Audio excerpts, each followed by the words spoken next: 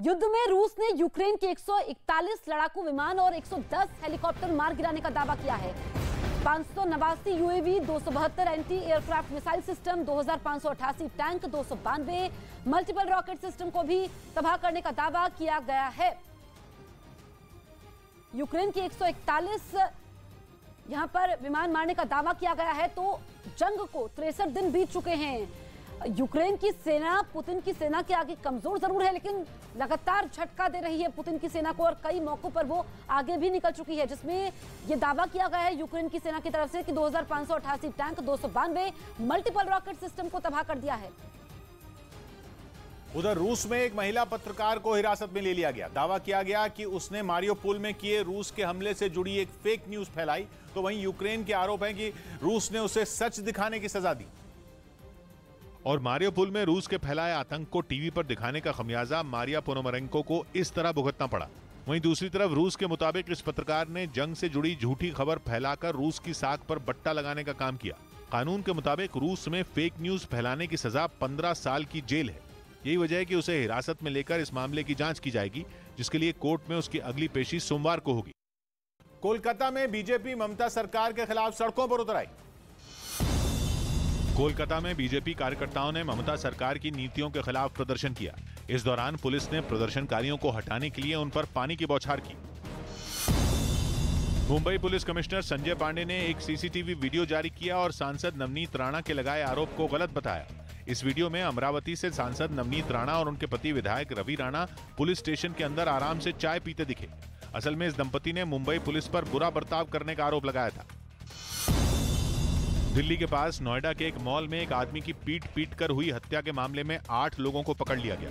आरोप है कि मारे गए आदमी का वहां एक रेस्टोरेंट के कुछ कर्मचारियों से पैसों के लेन देन पर झगड़ा हुआ था। 8 लोग आइडेंटिफाई हुए हैं। हथियारों की कमी से जूझ रहे यूक्रेन को जर्मनी से जल्द नए हथियार मिलने वाले हैं। जर्मनी ने कहा है कि वो यूक्रेन को एंटी एयरक्राफ्ट टैंकों की आपूर्ति करने जा रहा है। इन हथियारों की पहली डिलीवरी जल्द होने जा रही है। तो एंटी एयरक्राफ्ट विमान देगा जर्मनी, जल्द ही इसकी खेप भी पहुंचने वाली है। जर्मनी ने कहा कि वो यूक्रेन को एंटी एयरक्राफ्ट टैंकों की आपूर्ति करने जा रहा है। इन हथियारों की पहली डिलीवरी जल्द हो जाएगी। उधर रूस और यूक्रेन युद्ध में परमाणु हमले के खतरे से यूरोप के कई देश सहम गए और वहां के लोग ऐसे बंकरों को बनवाने में जुट गए जिन पर परमाणु बमों का कोई असर न हो और परमाणु हमला होने पर वो बेखौफ होकर इन बंकरों में रह सकें।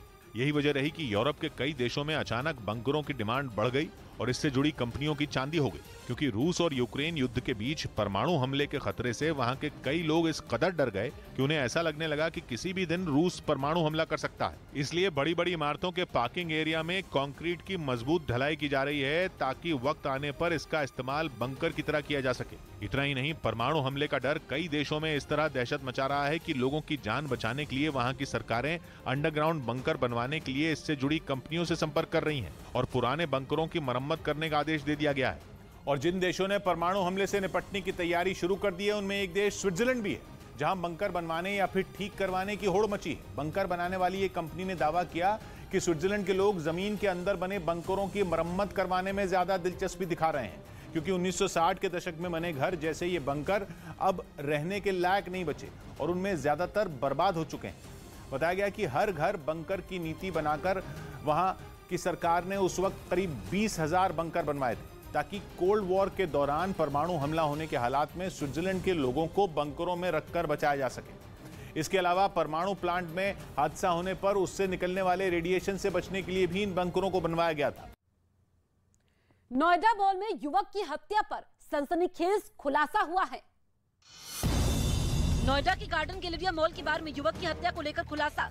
पैसों के लेन देन विवाद में ब्रजेश राय की हत्या हुई। पुलिस ने बार के 16 लोगों को हिरासत में लिया।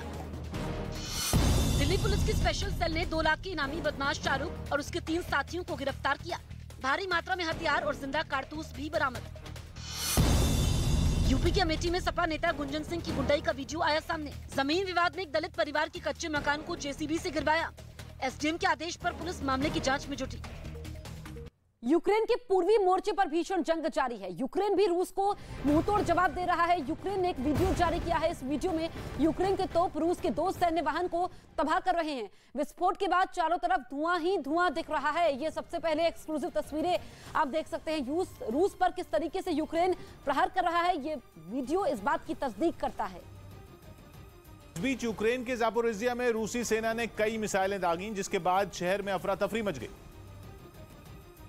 और कुछ लोग हमले के बाद दहशत में सड़क पर इधर उधर भागते नजर आए। दावा किया गया कि रूस के हमले इतने जोरदार थे कि दूर तक धमाकों की आवाज सुनाई दी। बताया गया कि रूस की सेना ने क्रूज मिसाइलों से एल्यूमिनियम प्लांट को निशाना बनाया था। सामने आए वीडियो में प्लांट पूरी तरह आग की लपटों के बीच घिरा नजर आया। जैसे ही मिसाइल हमलों का शोर थमा, आसमान में चारों तरफ धुएं का गुबार छा गया। दावा है कि रूसी सेना शहर के लोगों में डर पैदा करने के लिए लगातार मिसाइलें दाग रही है।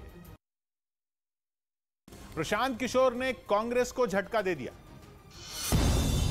प्रशांत किशोर ने कांग्रेस में शामिल होने से इनकार कर दिया। उन्होंने ट्वीट कर यह जानकारी दी। इससे पहले अटकलें थीं कि प्रशांत किशोर कांग्रेस का दामन थाम सकते हैं। देश में अब 6 से 12 साल तक के बच्चों को भी कोरोना वैक्सीन लगाई जाएगी। इसके लिए दवाओं के इस्तेमाल को मंजूरी देने वाली संस्था DGCI ने कोवैक्सीन को मंजूरी दे दी। दिल्ली के भलसवा इलाके में कूड़े के लैंडफिल में भीषण आग लग गई। आग लगने की खबर मिलते ही दमकल की 10 से ज्यादा गाड़ियां वहां पहुंच गईं। पर यूक्रेन की जंग की आंच उसके पड़ोसी देश मोल्दोवा तक को जलाती दिख रही है। मोल्दोवा के रूस के कंट्रोल वाले इलाके में 2 जबरदस्त धमाके होने की खबर है। एक दिन पहले भी इसी इलाके की राजधानी में स्टेट सिक्योरिटी मिनिस्ट्री की बिल्डिंग में कई विस्फोट हुए थे, जिसकी अब सामने आई तस्वीरों में धमाके के बाद का मंजर नजर आया। लेकिन इन धमाकों की गुत्थी अभी सुलझी भी नहीं थी कि अगले ही दिन सुबह सुबह मोल्दोवा के रूस के कंट्रोल वाले ट्रांसनिस्ट्रिया इलाके में एक रेडियो सेंटर में 2 धमाके हो गए, जिनके पहुंचाए नुकसान की सामने आई तस्वीरों में 2 बड़े बड़े रेडियो एंटेना बिल्कुल बर्बाद नजर आए। उनका कचूमा निकला दिखा। मोल्दोवा 1991 तक सोवियत संघ का हिस्सा था और धमाके में नष्ट हुए रेडियो एंटेना भी सोवियत संघ के जमाने के थे। बताया गया कि दोनों रेडियो एंटेना मोल्दोवा के ट्रांसनिस्ट्रिया इलाके में रूस के रेडियो स्टेशन का प्रसारण करते थे। धमाके में रेडियो एंटेना तो नहीं बचे, लेकिन राहत की बात यह रही कि विस्फोटों से किसी इंसान को कोई चोट नहीं आई। लेकिन मोल्दोवा के ट्रांसनिस्ट्रिया इलाके में बार बार हो रहे धमाके मोल्दोवा और उसके पड़ोसी यूक्रेन के लिए राहत की बात बिल्कुल भी नहीं है, क्योंकि ट्रांसनिस्ट्रिया मोल्दोवा का वो इलाका है जो कि यूक्रेन की दक्षिण पश्चिमी सीमा से लगता है। कहने को तो ट्रांसनिस्ट्रिया मोल्दोवा का हिस्सा है, लेकिन वहां की कहानी भी कुछ कुछ यूक्रेन के डॉनबास जैसी ही है। ट्रांसनिस्ट्रिया में भी अलगाववादियों का कब्जा है, वो भी 1992 से, और उन अलगाववादियों के सिर पर रूस का हाथ है। मोल्दोवा सोवियत संघ के टूटने के बाद उससे अलग देश बन गया, लेकिन फिर भी ट्रांसनिस्ट्रिया में तभी से रूस की सेना तैनात है।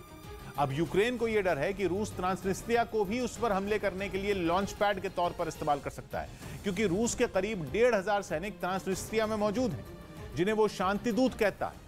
लेकिन यूक्रेन को शक है कि रूस इनके जरिए ट्रांसनिस्ट्रिया से यूक्रेन पर हमला बोल सकता है।